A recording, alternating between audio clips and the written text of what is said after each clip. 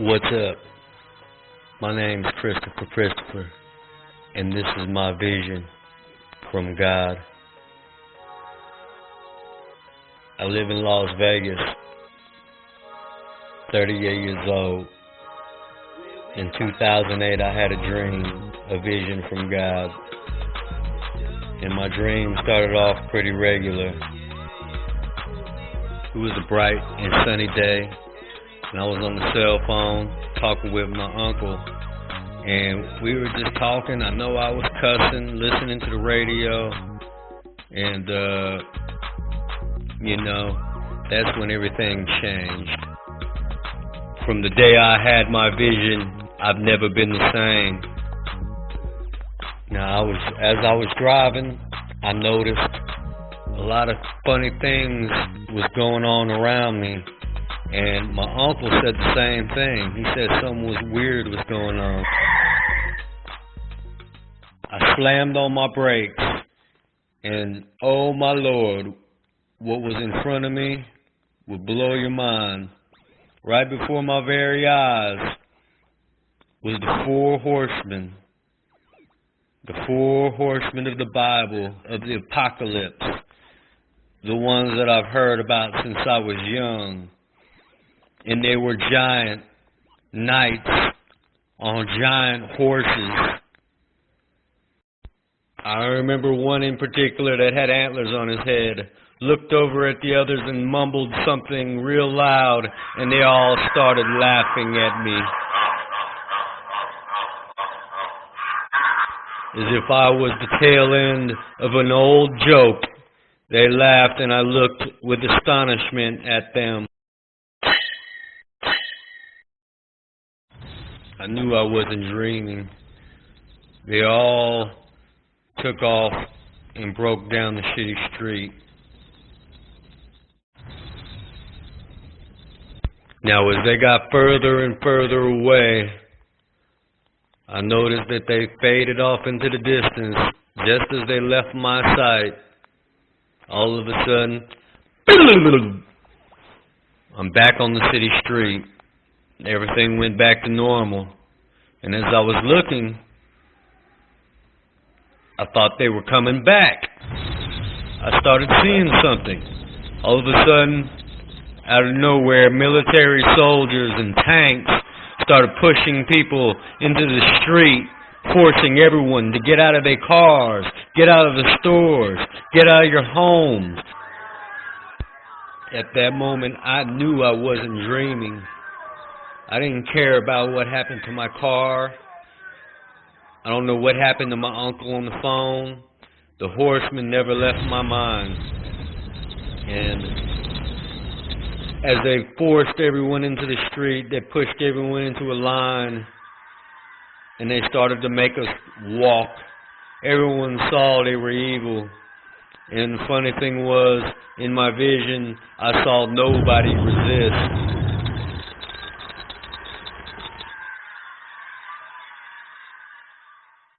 So they made us walk, and we walked, and we walked. I knew at any moment I would wake up, but the Lord did not wake me up, for I was walking. Everything seemed so real. I could hear the gravel underneath my feet, and just try to understand how everything went from a perfect day to pure hell and chaos. As in a moment, everybody was crying, men, women. I didn't hear any children in my vision. Every person of every color and religion I saw. Then I saw the worst thing that you could ever possibly see in life or face. It was almost dark at that time. And as we were walking in the line, I looked off in the horizon over the city, and behold, my heart dropped. For I saw a whirlwind in the sky, sucking up thousands of lights. The rapture was taking place, sucking up souls of lights. And the Lord was taking His children, and I knew I knew right then and there that I was left behind. And I did not know what to do or think, and everybody saw what I was seeing. But what about me, I thought? What about me? Was I condemned for eternity? Was I on my way to hell? The Lord still did not wake me up. And I'm still walking in this line. I knew this was real. So we walked, and we walked, and then we came to a checkpoint. In the distance I was looking, and as I saw the evil men that I passed, looking deeper and darker as we got closer and closer to a facility, to a border checkpoint.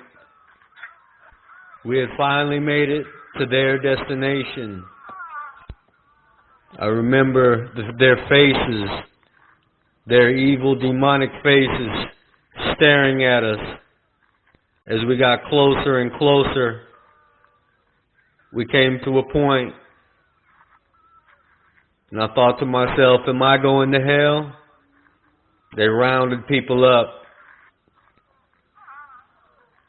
Thousands of people rounded up, shoved in this line and forced to this border crossing. They were watching us all close. I saw them pushing people over a line ahead of me. And I heard people crying and screaming.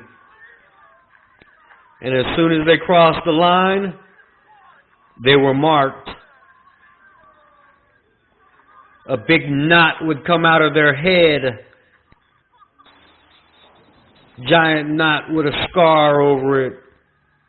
Another person. Then another.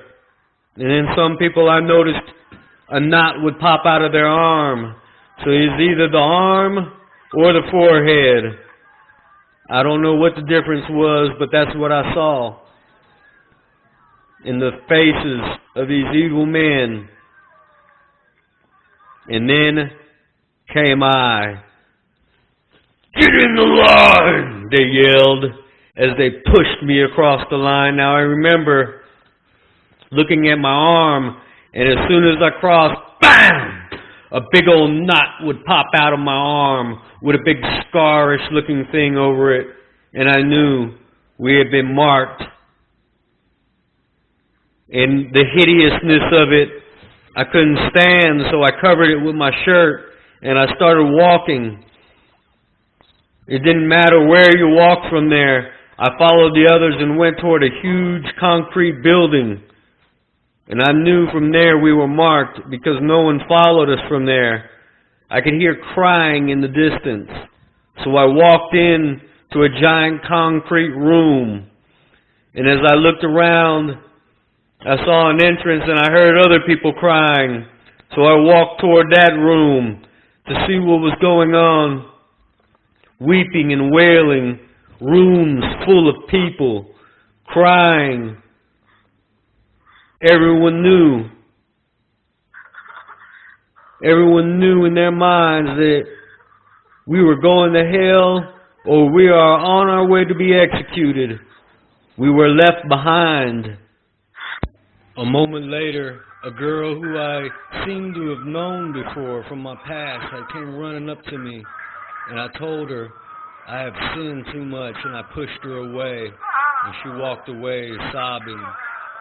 I remember sliding my back down the wall and crouching and putting my head between my knees and crying to the Lord.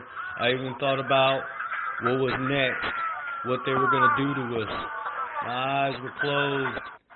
The horror I felt was so real, y'all. You read the Bible, Brett?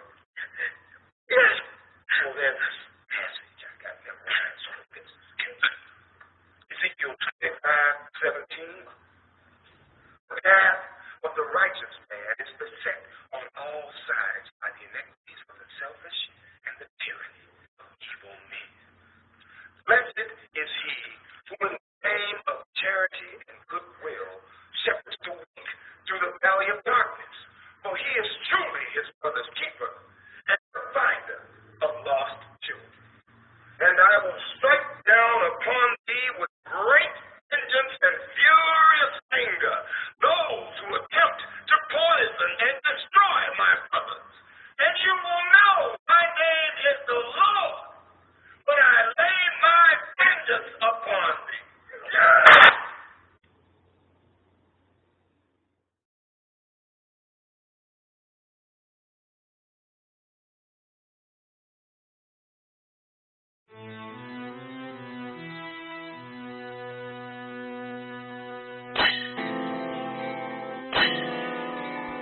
I knew this vision couldn't be anybody else but God, and He made me watch.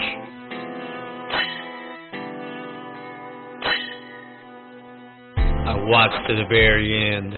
If growth is too weak, well, then we can't withstand weakness overseas. So good news is bad news, and bad news is bad news.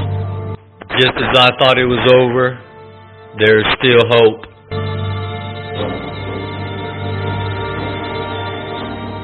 The Bible says, my King is the King of the Jews. He's the King of Israel. He's the King of righteousness. He's the King of the ages. He's the King of heaven. He's the King of glory. He's the King of kings. And He's the Lord of lords. That's my King. I wonder, do you know Him? My King is a sovereign King. No means of measure can define His limitless love. He's enduringly strong. He's entirely sincere. He's eternally steadfast. He's immortally graceful. He's imperially powerful. He's impartially merciful. Do you know Him? He's the greatest phenomenon that has ever crossed the horizon of this world. He's God's Son. He's a sinner's Savior. He's the centerpiece of civilization. He's unparalleled. He's unprecedented. He is the loftiest idea in literature. He's the highest personality in philosophy. He's the fundamental doctrine of true theology. He's the only one qualified to be an all-sufficient Savior. I wonder if you know Him today. He supplies strength for the weak. He's available for the tempted and the tried. He sympathizes and He saves. He strengthens and sustains. He guards and He guides. He heals the sick. He cleanses the lepers. He forgives sinners. He discharges debtors. He delivers the captives. He defends the feeble. He blesses the young. He serves the unfortunate. He regards the aged. He rewards the diligent. And He purifies the meek. I wonder if you know Him. He's the key to knowledge. He's the wellspring of wisdom. He's the doorway of deliverance. He's the pathway of peace. He's the roadway of righteousness. He's the highway of holiness. He's the gateway of glory. Do you know Him? Well, His light is matchless. His goodness is limitless. His mercy is everlasting. His love never changes. His word is enough. His grace is sufficient. His way is righteous. And His yoke is easy. And His burden is light. I wish I could describe Him to you. He's indescribable. He's incomprehensible. He's invincible. He's irresistible. Well, you can't get Him out of your mind. You can't get Him off of your hand. You can't outlive Him, and you can't live without Him. Well, the Pharisees couldn't stand Him, but they found out they couldn't stop Him. Pilate couldn't find any fault in Him. Herod couldn't kill Him. Death couldn't have Him, and the grave couldn't hold Him.